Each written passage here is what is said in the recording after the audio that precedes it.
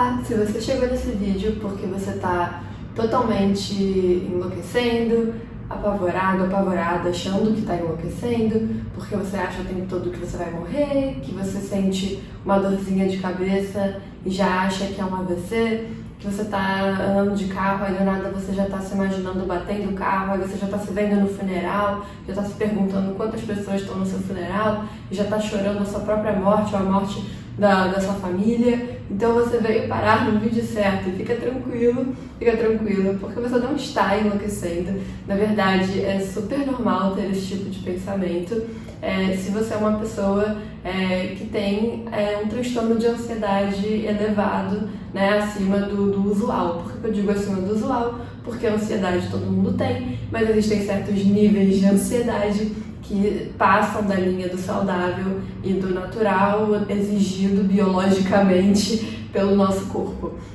Prazer, meu nome é Jéssica, caso você não me conheça, e esse é o canal Jess Sem Pânico, e bora pro vídeo.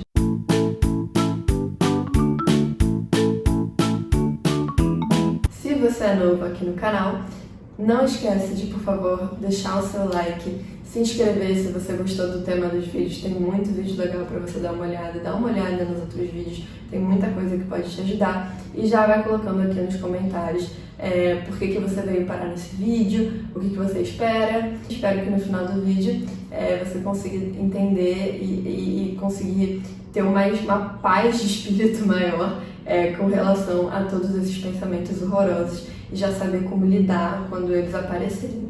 Então vamos nessa. Teve uma frase muito legal, que na verdade uma conversa com uma das minhas seguidoras e que acabamos conversando bastante sobre esse tema, que é a Letícia. Ela já me falou uma frase muito boa, né?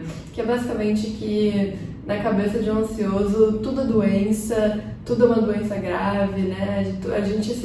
A gente eleva tudo para um nível de dramaticidade, um nível tão catastrófico que a gente acaba sofrendo demais dentro da nossa cabeça, né? Então, um meme muito bom para um ansioso seria aquela pessoa parada ali no banco de trás do carro, ou do ônibus, ou do metrô, que parecendo estar tranquila, mas no fundo aqui na cabeça já está imaginando a própria morte, já está pensando quantos dias de vida tem se esse carocinho aqui for um câncer letal, né? Então a gente tende a exagerar tudo e a gente tende a sofrer muito dentro da nossa cabeça. E a maioria das vezes que a gente sofre desse jeito dentro da nossa cabeça é porque a gente está dando muito crédito para pensamentos que são exagerados, sem um fundamento realista e muitas vezes, inclusive, além de não terem um fundamento realista, são inúteis para a nossa vida. Então vamos conversar um pouco mais sobre isso, porque a ideia desse vídeo é tentar te ajudar a cortar esses pensamentos, a você não sofrer mais para toda vez que você tem uma dor de cabeça que é um pouquinho diferente ou uma pontada um pouco esquisita, você não ficar apavorada achando que é um AVC. Para toda vez que você sentir uma dor de barriga um pouco mais forte, você não achar que é algo sério. Para toda vez que seu coração acelerar ou você sentir falta de ar, você não achar que está tendo um infarto, você não achar que aquilo é algo mais sério, você não achar agora hoje em dia, com falta de ar, a gente pode achar que é Covid. Então, para você realmente começar a ter uma vida mais tranquila e uma leveza de pensamentos maiores. Então, vamos lá. O mais importante de se entender, e eu gosto muito de entender isso, é dar nome às coisas e estudar elas, tá? Então é muito importante você, como alguém que tem ansiedade elevada, possivelmente se você veio parar nesse canal, você não só tem ansiedade elevada, como você também tem e já teve ataques de pânico, e aí no seu caso, muito possivelmente esses pensamentos todos que a gente vem conversando aqui até esse momento do vídeo, já foram gatilhos para ataques de pânico que você já teve, né? Então, vamos conversar sobre isso, principalmente se você tem pânico, e vamos entender como que a gente consegue neutralizar esses pensamentos. Então, repetindo, se você tem ansiedade elevada, se você tem síndrome de pânico, se você tem eventuais ataques de pânico, é muito importante estudar, entender o que é a ansiedade, entender o que é cada coisa e como lidar com elas. Quando a gente estuda algo, quando a gente sai do problema, né? Então, hoje em dia você é a ansiedade faz parte de você ali, e você está vivendo ela. Agora, esquece um pouquinho que você é a ansiedade, que ela está dentro de você, vamos colocar ela aqui fora, né? Colocar ela numa caixinha aqui imaginária e vamos conversar sobre a ansiedade, o que ela é e com o elemento dele, tá? Nesse vídeo eu não vou explicar tudo sobre a ansiedade, porque você nesse canal vai encontrar uma porrada de vídeos explicando o que são os sintomas, o que são os sistemas simpáticos e parasimpáticos, como é que a ansiedade funciona, tem muito vídeo sobre isso. Vamos falar agora sobre os pensamentos intrusivos, que é o tema desse vídeo. Você veio aqui porque você não quer mais ter pensamento horrível, pensamento catastrófico, pensamento horroroso, pensamento que te faz chorar no banco de trás do metrô, do carro, do ônibus. Você não quer mais isso e é por isso que a gente está aqui hoje. Então, vamos colocar a ansiedade aqui nessa caixinha simbólica, vamos estudar ela e vamos estudar o tema de pensamentos intrusivos. Pensamentos intrusivos, é só a gente, para entender o que ele significa, é só a gente entender as palavras, né? Então, pensamentos, todo mundo sabe o que é. Intrusivos, quando você lê pensamentos intrusivos, você pode fazer um block, assim, nem ligar para o que está falando, mas intrusivos vem de intrusos, são pensamentos que estão sendo intrusos na sua mente. Por que eles são pensamentos intrusos? Porque esses pensamentos, eles vêm de uma forma reativa, muito rápida, do seu subconsciente. Como assim? Você está vivendo uma atividade, fazendo alguma experiência e acontece alguma coisa, tá? Vamos chamar de um gatilho que você nem percebeu, ou talvez percebeu, que vai originar, tá bom? Esse pensamento que é intrusivo. Esse pensamento intrusivo pode acontecer de várias formas.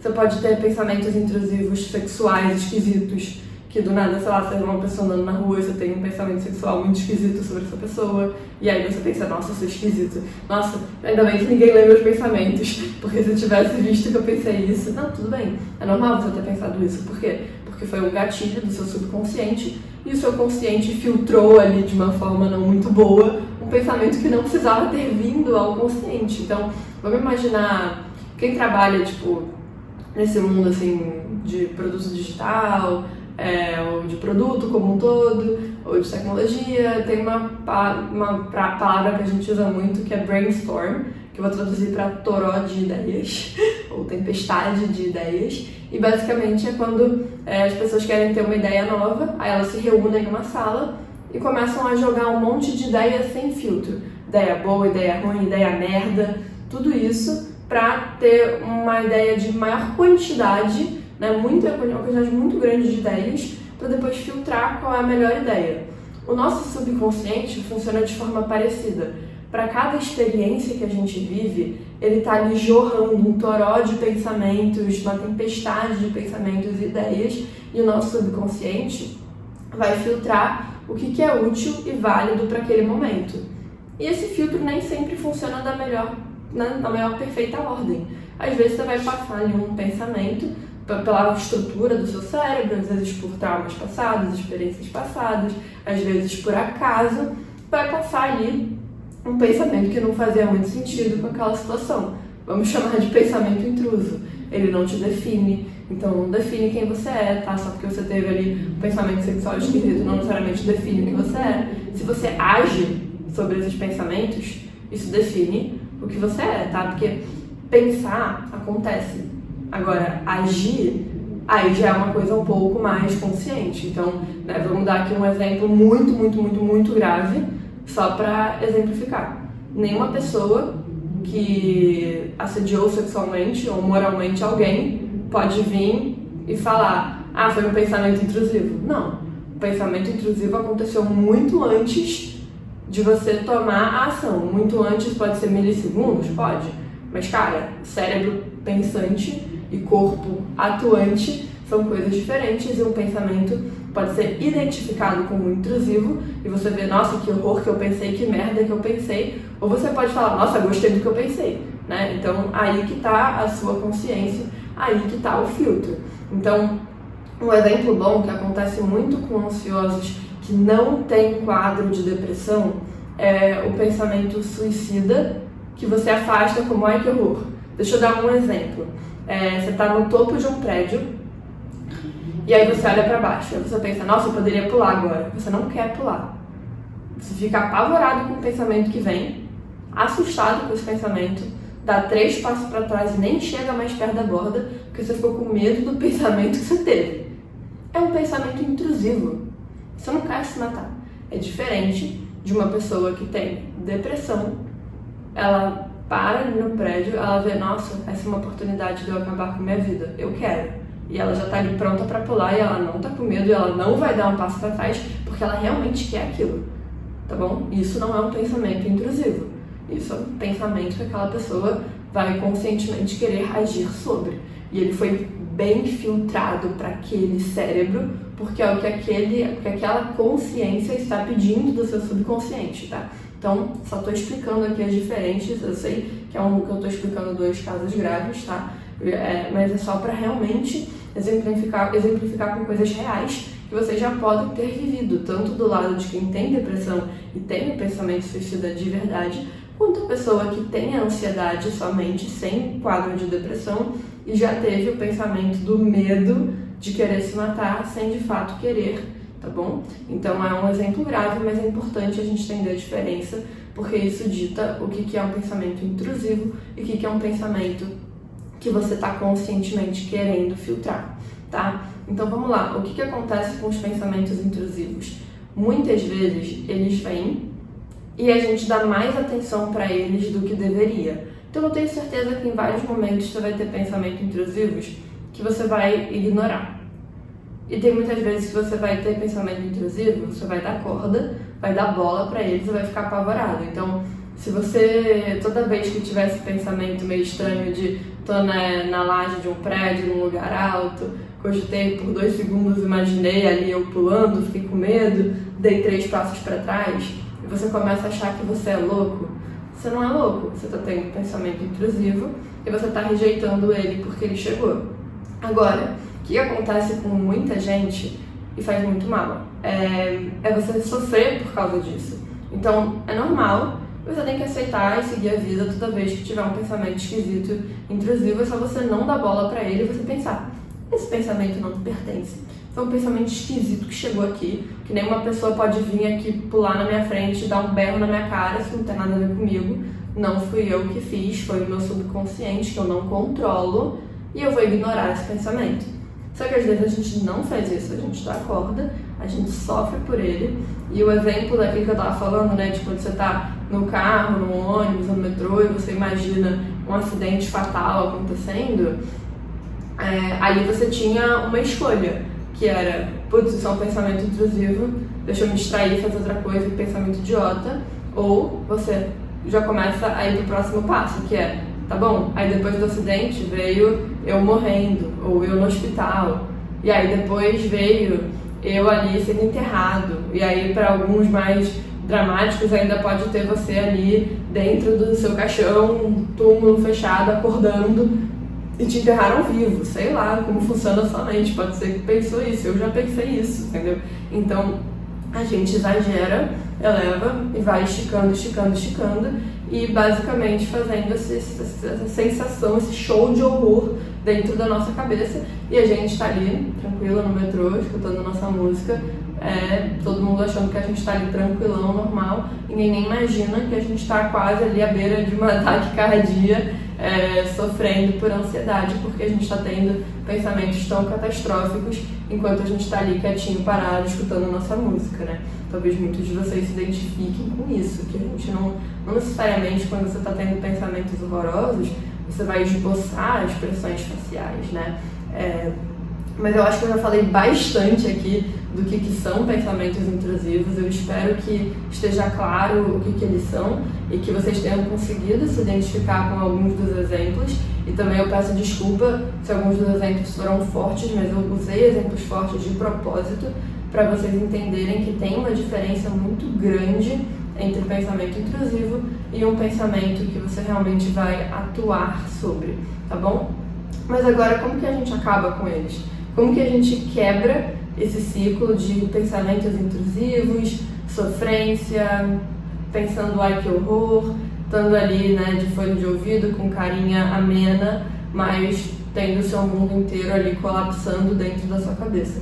Como que a gente pode quebrar esse ciclo? A primeira coisa, como tudo na vida, existem inúmeras abordagens, tá? Tem muitas abordagens diferentes para o mesmo problema, mas a que eu acho que faz mais sentido nesse vídeo é a gente falar da reestruturação cognitiva, que é usada para pensamentos intrusivos e para distorções cognitivas, que muitas vezes são algo mais forte dentro da gente, porque o pensamento intrusivo ele pode aparecer uma vez na vida. A distorção cognitiva, então vamos entender que essa palavra cognitivo vem de como o nosso cérebro funciona e adquire e processa conhecimento, e distorção é que está distorcido, tem algo de errado, não está funcionando da forma correta, tá? Então, vamos dar um exemplo. O pensamento intrusivo pontual seria esse pensamento de, sei lá, você tá andando de carro, aí o carro quase bate ali, quase bateu o carro, e você já estava imaginando ali que, sei lá, você estava morrendo. Pode ser um pensamento intrusivo.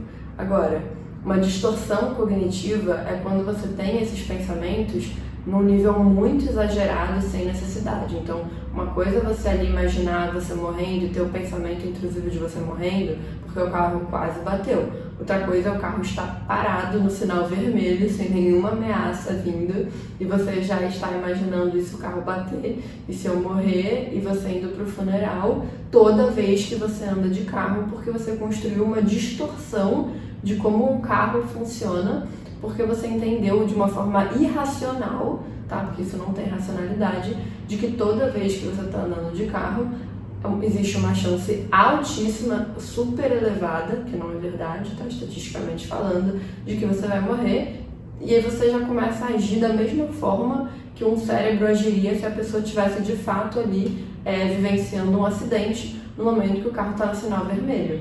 Outro exemplo é você ter a distorção cognitiva relacionada a, por exemplo, dor de cabeça.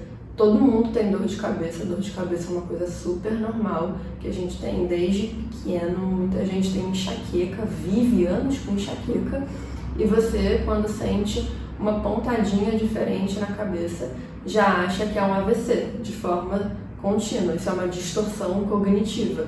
A gente pode até falar, tá, que fobias são distorções cognitivas. Uma distorção cognitiva é quando você estruturou e organizou o seu pensamento e a forma como você adquiriu o conhecimento e experiência sobre uma situação de uma forma distorcida. E a gente vai empreender então um processo de reestruturação cognitiva, tá, que vai ajudar a gente a lidar melhor com esse tipo de pensamento.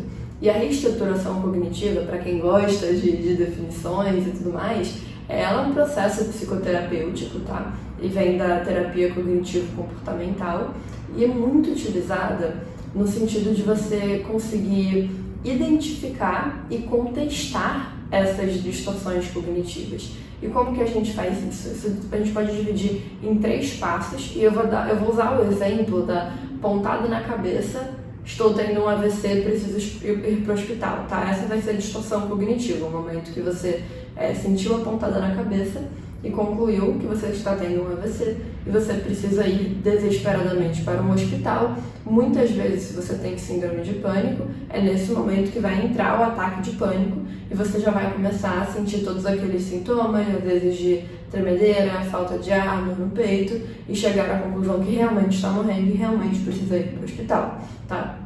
Então vamos usar essa distorção cognitiva aqui como exemplo e vamos fazer esses 3 passos da reestruturação cognitiva, de identificação, contestação e modificação, beleza? Então a identificação é quando a gente né, consegue perceber o que está causando ali aquela distorção e qual é essa distorção. E nesse caso a gente acabou de fazer isso aqui. A gente percebeu que a distorção é o fato de que toda vez que vem a pontada na cabeça, o nosso cérebro está interpretando de forma incorreta e distorcida esse fato, esse evento, como um AVC, beleza? Agora vem a contestação. A contestação é como se você fosse ali um detetive, que assim, ou aquela brincadeira que o pessoal fala de advogado do diabo também, você pode interpretar dessa forma, que você vai contestar de todas as formas esse pensamento para que ele seja invalidado, para que você invalide que essa pontada na cabeça é de fato um AVC. Como que você faz isso? Você se arma de conhecimento. Então você estuda e você entende como que funciona um AVC e assim você vai conseguir entender o que eu estou tendo não é um AVC. E isso vai ser a sua reestruturação. Então vamos usar um exemplo. Estatisticamente falando, AVCs são muito raros, enquanto pontadinhas na cabeça, dores de cabeça, são coisas que acontecem com muita frequência. Então, a chance maior, né, estatisticamente falando, é de que aquilo seja uma dor de cabeça comum, uma pontada na cabeça comum, e estatisticamente falando, é improvável que seja um AVC.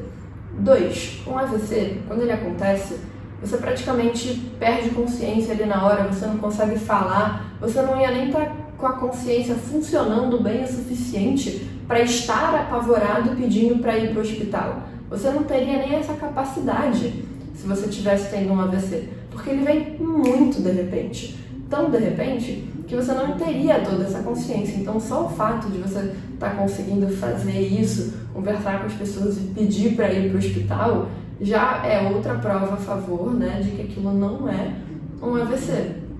E 3, o AVC você não consegue premeditar dessa forma. Existem tantos estudos científicos tentando premeditar um AVC, justamente porque ele aparece de forma tão assim inesperada, sem sintomas prévios, que é muito difícil as pessoas conseguirem identificar. Então, por que você, pessoa iluminada, alecrim dourado que nasceu no campo sem ser semeado ali, vai conseguir prever esse AVC? Muito improvável, tá? Tangendo o impossível.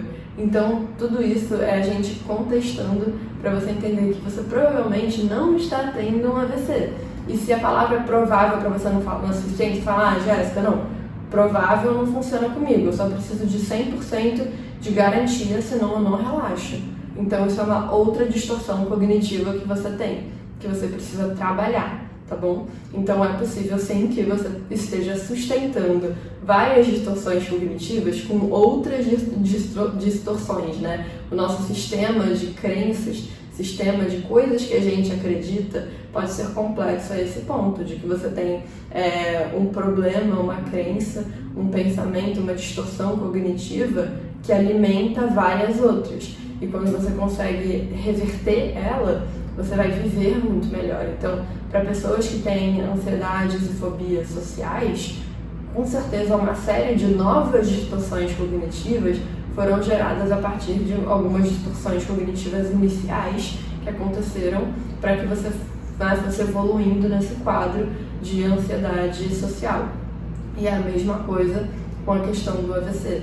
Talvez você tenha um problema muito sério em aceitar o fato de que não existe certeza absoluta. E é um fato, né? Na vida não existe certeza absoluta. A única coisa que a gente tem a certeza absoluta é de que a gente um dia vai morrer, né? E aí cabe a pessoa acreditar ali, saber o que ela acha que acontece depois da morte, o que ela acredita que acontece depois da morte. Mas é uma certeza que a gente tem.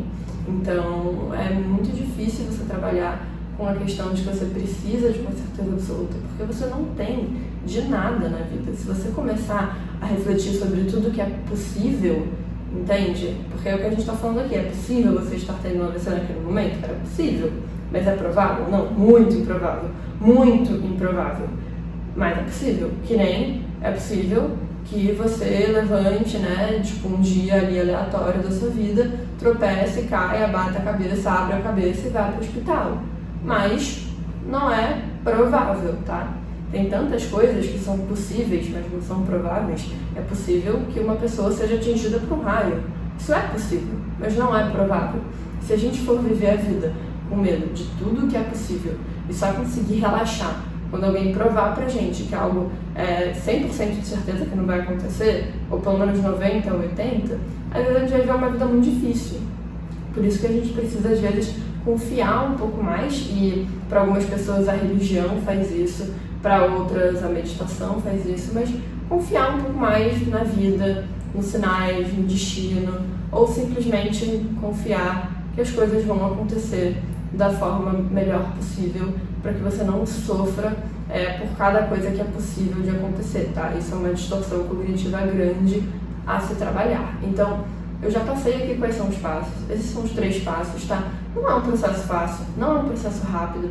Não espere que a próxima vez que você tiver um pensamento intrusivo ou você identifique uma distorção cognitiva, que fazendo esses 3 passos, você vai eliminar ela por completo. Vai ser preciso que várias vezes que esse pensamento intrusivo e que essa distorção cognitiva venham, você repita esses 3 passos até que você seja realmente capaz de compreender e acreditar nessa reestruturação e chegar a essa nova conclusão, né? Então a gente falou dos 2 passos, que é a identificação e a contestação. E o terceiro, como eu disse, é a modificação, que é quando você chega a uma nova conclusão. E a nova conclusão pode ser, no caso do AVC que a gente vinha falando, é só uma pontada na cabeça, é só uma dorzinha de cabeça comum, é só um cabelo que eu puxei e doeu e eu não percebi e agora, né, senti puxar. Então, pode ser tanta coisa e você vai chegar ali a uma conclusão mais agradável, mais provável e que te dá mais conforto de viver e não vai te fazer sofrer dessa forma, tá bom? Então, como eu falei, né, não é um processo rápido, então eu peço que você tenha a paciência e a confiança e resiliência no processo de fazer esses 3 passos e repetir esses 3 passos sempre que vier esses pensamentos intrusivos, e não se desanimar porque nas primeiras vezes não está funcionando e você continua sofrendo, porque é um processo e uma hora vai funcionar. E quando funcionar, você vai se livrar daquilo e vai ser a melhor coisa possível. E outra coisa importante é você não evitar, não entrar nesse modo de evitação. Confia no processo, se expõe a esses fatores que normalmente te causam esse aflito. Então, por exemplo, o do AVC não é um bom exemplo porque, né, não tem algo físico que pode estar relacionado. Mas se o seu caso acontece quando você está no trem, tudo bem, pega o trem, deixa vir o pensamento e trabalha ele. Se você está se sentindo fraco, não está se sentindo forte, acha que vai dar ruim, que vai ser o horror, tudo bem, não precisa, né, sofrer todo dia por isso, mas você precisa se expor de alguma forma, ainda mais se você precisa pegar o trem para voltar a ter a vida que você tinha antes de desenvolver esse quadro elevado de ansiedade, de pânico, né? Em algum momento você vai ter que recuperar essa vida, então você precisa começar a se expor nos dias que você já está se sentindo mais confiante, que você quer tentar essa técnica, que você talvez não esteja sozinho, que vai te dar mais confiança, e aos poucos ir conquistando de novo a sua independência. Nesses momentos que o gatilho vem, você começa a evitar as coisas, tá bom? Então, uma coisa que eu acho importante reforçar aqui é que se você tem um terapeuta, um psicólogo, é óbvio que você tem que levar isso para ele e falar, olha, eu queria muito trabalhar a técnica da reestruturação cognitiva sobre algumas coisas que eu venho lidando e sofrendo, alguns pensamentos que eu venho tido tem me feito mal. Pode ser que ele vire e te fale, ou ela, né, vire e te fale, olha, eu já faço isso com você, eu só não falei pra você que a gente estava fazendo esse processo, eu não te falei que a gente estava no passo identificação, não te falei que a gente estava no passo contestação, no passo modificação, mas eu já vim exercitando isso com você há um tempo, sem você saber o nome da técnica. Ou pode ser que eles falem, ah, que legal, conheço a técnica, já usei, vamos fazer. Ou pode ser que eles falem, ah, não conheço a técnica, conte-me mais sobre. E aí você pode contar mais sobre essa técnica e eles podem estudar essa técnica e tentar junto com vocês. Então, se você puder levar essa técnica e e fazer ela com acompanhamento terapêutico, com acompanhamento psicológico de um profissional é o recomendado, tá? É o recomendado porque a gente está mexendo com pensamentos fortes que fazem a gente sofrer, e ter um profissional da saúde que entende como a cabeça de uma pessoa funciona, e se é um profissional que te conhece, melhor ainda, ele conhece como a sua cabeça funciona, as chances dos resultados serem positivos para essa prática desse exercício de reestruturação cognitiva são muito maiores. Então, lembra essa dica, procura um psicólogo ou um terapeuta para te ajudar com esse processo e me conta depois aqui nos comentários se esse vídeo te ajudou, se você já tentou essa técnica, se funcionou para você, se não funcionou, se você se identificou com os exemplos que eu dei no vídeo. Então, espero que vocês tenham gostado. Pode dar sugestões de novos vídeos também e até uma próxima!